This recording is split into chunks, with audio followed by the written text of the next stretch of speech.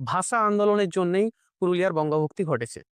কিন্তু তৎকালীন পশ্চিমবঙ্গের মুখ্যমন্ত্রীর কথায় উদ্বাস্তু পুনর্বাসনের জন্য তারা এই অঞ্চলটি চেয়েছিল। এখানকার টটকো নদীতে এখনো গ্রীষ্মকালে জল শুকিয়ে এলে লোকাল মানুষজন নদীর বালি ছেঁকে সেখান থেকে সোনা তোলেন। পশ্চিমবঙ্গে প্রতি বছর যত পরিমাণ লাক্ষা উৎপন্ন হয় তার 90% লাক্ষাই উৎপন্ন করে এই পুরুলিয়া জেলা। ভারতের প্রথম পাম্পিং স্টোরেজ যুক্ত জলবিদ্যুৎ কেন্দ্র গড়ে ওঠে এই পুরুলিয়া জেলাতেই। পশ্চিমবঙ্গে মোট ৩টি পিভিটিজি রয়েছে। তার মধ্যে দুটো ট্রাইবেই পাওয়া যায় পুরুলিয়া জেলাতে, লোধা এবং বীরহড়। পুরুলিয়াতে রয়েছে আর্মি স্কুল। পুরুলিয়াতে রাজ্যের ৬টি মানসিক হাসপাতালের একটি রয়েছে।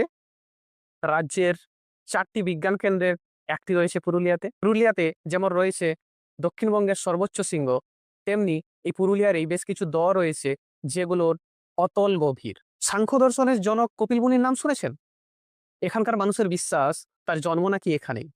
এছাড়াও আধুনিক কালের অন্যতম ধর্মীয় প্রতিষ্ঠান আনন্দমার্গ, সেই আনন্দমার্গের হেডকোয়ার্টার আনন্দনগরেও এই পুরুলিয়া জেলাতেই অবস্থিত।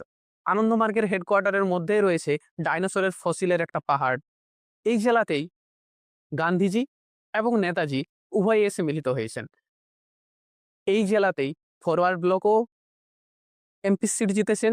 এই জেলাতেই গান্ধীজির শেষ স্বপ্ন লোকসেবক সংঘেও এমপি সিট জিতেছেন।